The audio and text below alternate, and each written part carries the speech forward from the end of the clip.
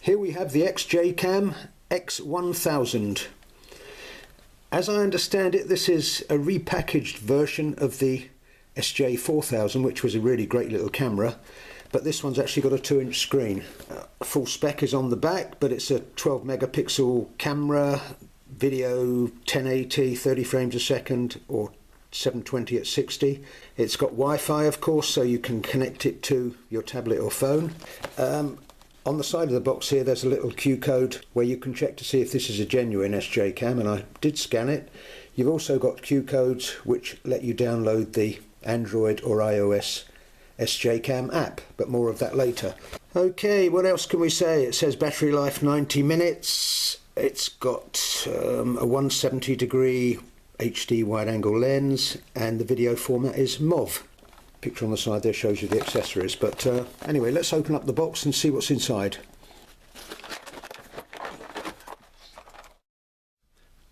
First off, we have the camera in its waterproof case.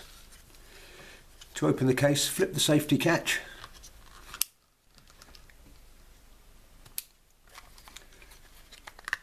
and drop the camera. It's quite a snug fit, as you can see, but at least you're not going to drop it. Right, so let's take a quick look at this camera. On the bottom here you've got the battery compartment, which flips open there, but you've got a little safety catch on it so that it can't possibly just fall out. On this end, micro HDMI, micro SD card slot, and the USB, and it's the same type of plug as my Android phone. On the back you've got a 2-inch screen, and on this end 2 buttons that scroll up and down through the menu, and the top button with the Wi-Fi symbol obviously turns the Wi-Fi on and off. On the front, on-off button. On the top, the shutter release button with a little LED indicator that tells you when it's searching for Wi-Fi, and on the back a little blue LED that flashes and tells you when it's recording. So turn it on, and it's in video mode at 30 frames a second. One short press, I'm now in stills mode, and the setting is obviously at 12 megapixels. Another short press, I'm in playback mode, because you can see the little playback symbol, and I could scroll up and down through whatever I've got there and preview them. Fourth short press and I'm in the setup menu. Fifth short press, I am back in video mode. So first thing I'm going to do is put it on charge.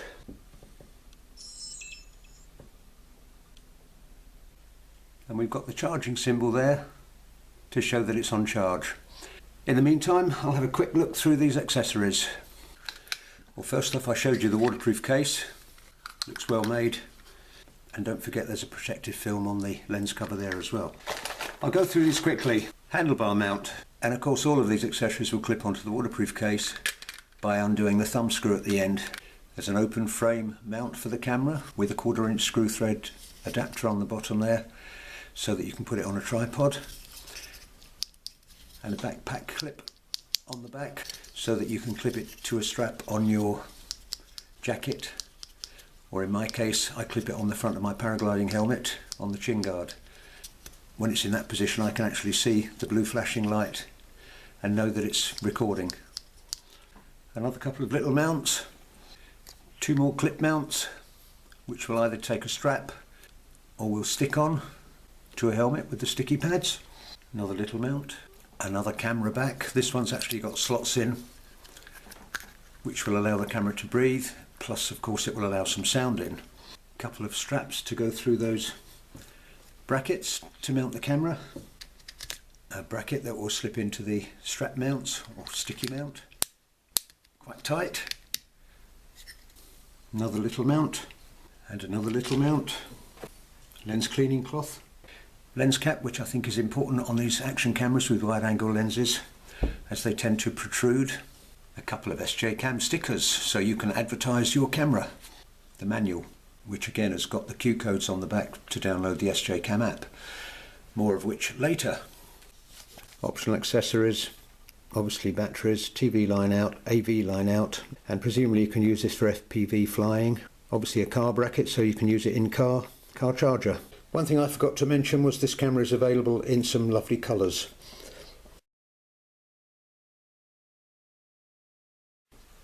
Right, insert card into the slot, I'm not sure which way this goes, but we soon see once. If it sticks out like that, you've got it the wrong way round. That's better. Can you see that? That's better. If it's gone in that far already, then it just needs a thumbnail push.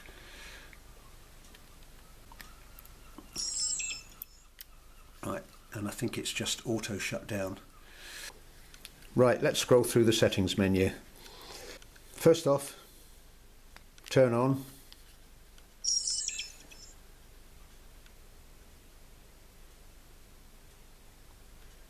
And I'm now in 1080, 30 frames a second mode. And it's still only half charged because I was too impatient to charge it.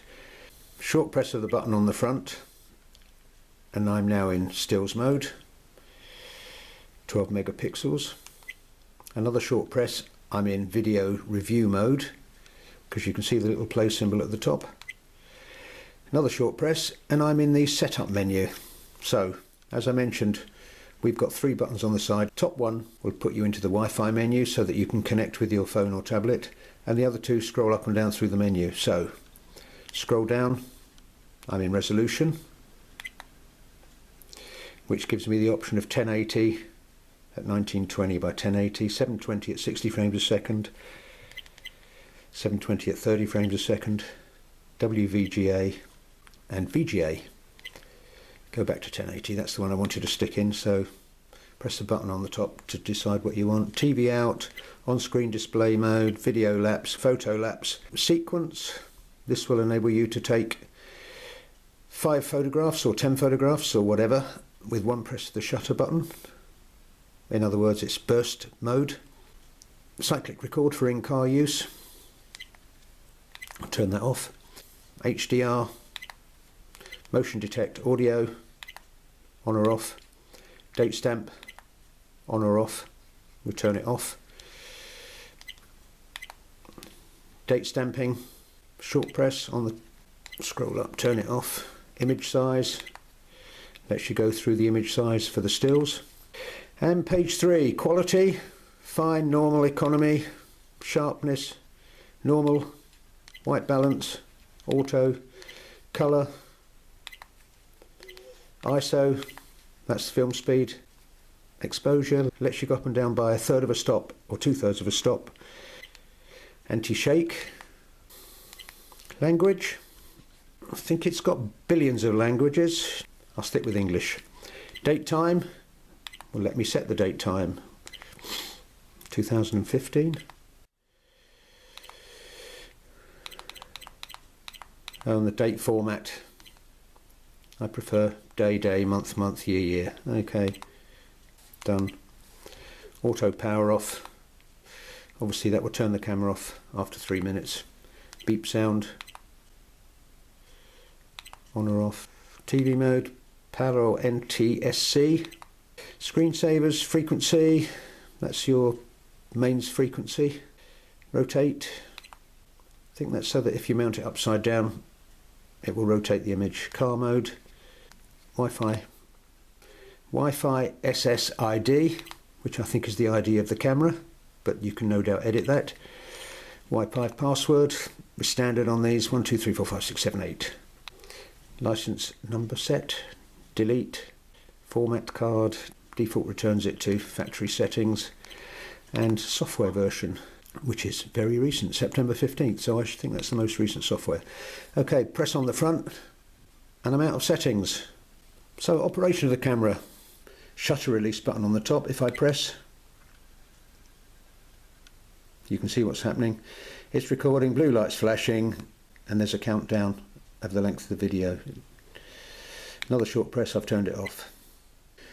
Now the display closes down after a certain time for power saving, and you will find that it actually takes 2 presses to stop recording once it's in power saving mode. The first press will bring the screen back up, the second press will stop the recording.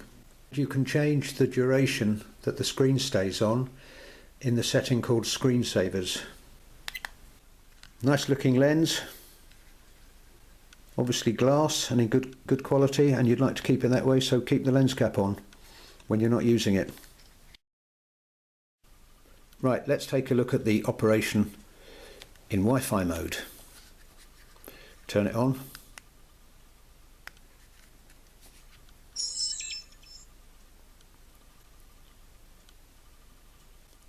Press the Wi-Fi symbol, it's in Wi-Fi mode, which will only go for a short time. So press settings on your tablet, Wi-Fi, that's the camera that's come up, x1000 71, that was the code in there. Connect, password 1 2 3 4 5 6 7 8. Done. Connect. Blue light's gone solid now, which means it's connected. So come out of that, and I've already installed the SJCam app. Connect your camera. And here we are. The camera is connected and looking at me and looking at the camera, as you can see. Right, so what can you do with this? Start recording, and whatever the camera's pointing at, it's recording. Stop recording. Change to stills mode. Taking pictures, timing video, time take photographs. Change settings.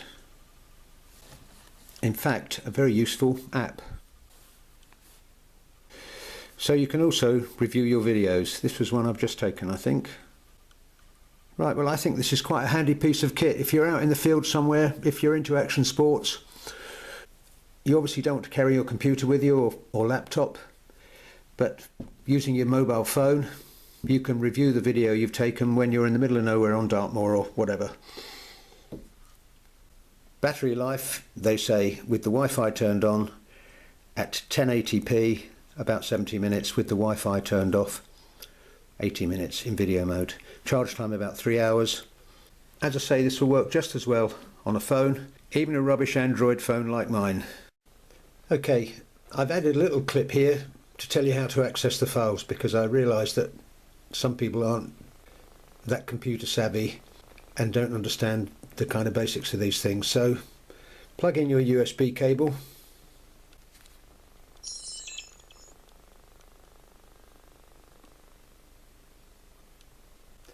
and the camera will come up with a menu that says mass storage or PC camera. PC camera is if you want to use it as a webcam, and of course mass storage gives you access to the card. Press mass storage, check your computer screen, and it should have come up with DCIM. Click on the file, and there are the two files in the camera with movie and photo, and there are your video clips. So all you need to do is highlight them, do whatever you want, copy, and then right click and paste on your desktop.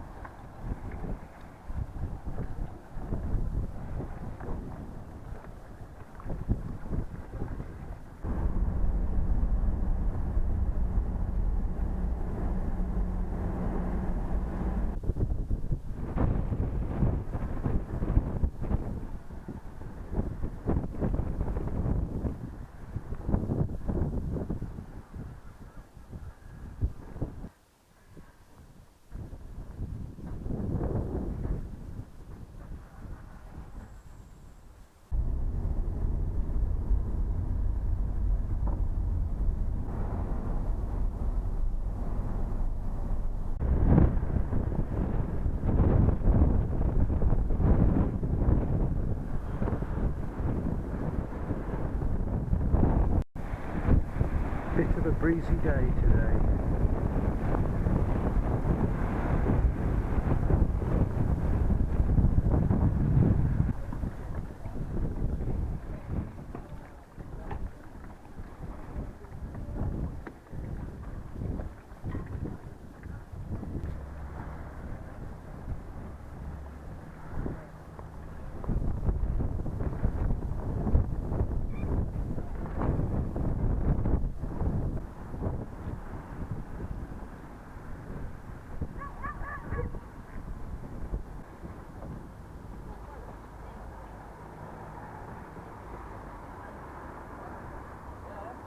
There's some nice artwork here on the back of the pirate attraction, and some good detail here on the brickwork, which shows the quality of the lens.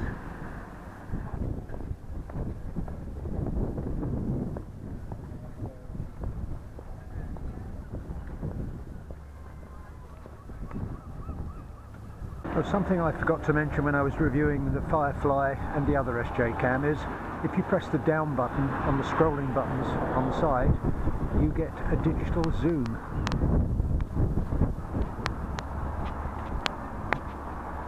Or should I say the up button. The up button zooms in, and the down button zooms out.